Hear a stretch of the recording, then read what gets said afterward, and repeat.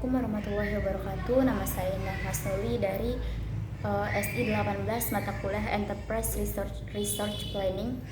Saya akan menjawab soal UTS dari mata kuliah Enterprise Research Planning atau IRP.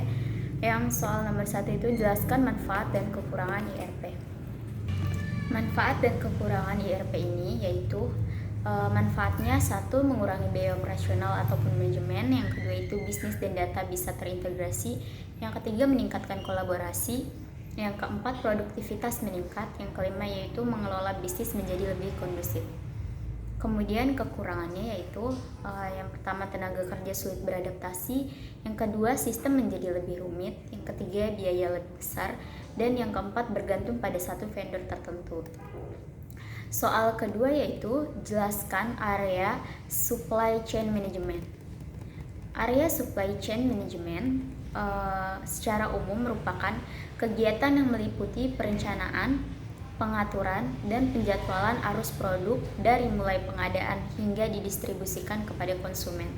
Dengan supply chain management ini, rantai pasok dirancang dengan sedemikian rupa sehingga dapat dilakukan dengan cara yang paling efektif dan efisien. Soal ketiga yaitu berikan contoh real yang berbeda dari material requirement planning. Contohnya yaitu sebuah perusahaan manufaktur hendak menentukan besarnya lot. Berikut ini informasi yang didapat, yaitu cost per komponen atau harga per komponen yaitu $10, order atau setup cost order atau biaya pesan pemesanan itu $47, carrying cost atau week atau holding cost atau biaya simpen per minggu itu 10%. Kebutuhan bersih minggu ke-1 sebanyak 50 unit, minggu ke-2 sebanyak 60 unit, minggu ke-3 sebanyak 70 unit, minggu ke-4 menjadi 60 unit, minggu ke-5 sebanyak 90 unit, 95 unit, minggu ke-6 sebanyak 75 unit, minggu ke-7 sebanyak 60 unit, dan minggu ke-8 sebanyak 55 unit. Kemudian tentukan metode lot sizing. Bila alternatif lot sizing yang akan digunakan adalah 1 lot, for lot L, 4L. Kemudian yang kedua itu economy order quantity, yang ketiga less total cost, dan yang keempat less unit cost. Pembahasan untuk menentukan metode lot sizing mana yang sebaiknya digunakan, dilakukan analisis dampak biaya persediaan dari setiap alternatif teknik lot sizing. Berikut analisis untuk tiap-tiap teknik lot sizing. Lot for lot, yakni suatu teknik menentukan lot size yang jumlahnya sama dengan jumlah pesanan atau kebutuhan. Dengan demikian, L for L ini menyusun pesanan yang direncanakan tepat sesuai dengan kebutuhan bersih, memproduksi secara tepat apa yang dibutuhkan setiap minggu, sehingga meminimumkan biaya simpan dan tidak memperhitungkan biaya setup dan keterbatasan kapasitas. Bila contoh soal di atas diselesaikan dengan menggunakan metode L for L, maka penghitungan dan schedule MRP dengan schedule L for L adalah HC sama dengan biaya simpan dihitung dengan cara N inventory dikali biaya simpan per minggu.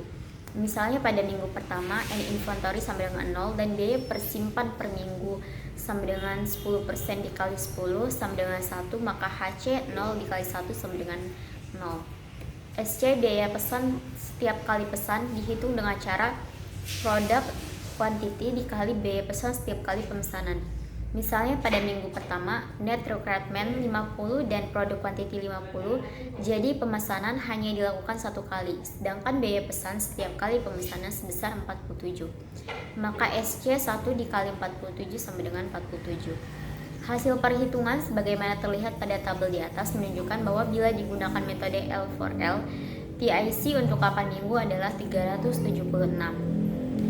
Soal keempat yaitu sebutkan beberapa software ERP, berikut ulasan dan kelebihan dan kekurangannya.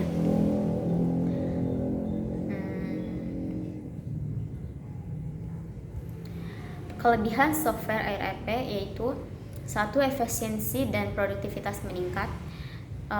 software ERP ini dapat meningkatkan efisiensi dan produktivitas perusahaan Anda karena software ERP tidak hanya membantu Anda dengan mengerjakan kegiatan operasional berulang, tetapi juga akan mengerjakan secara otomatis sehingga Anda akan memiliki banyak waktu agar lebih fokus dalam mengerjakan hal yang lebih penting.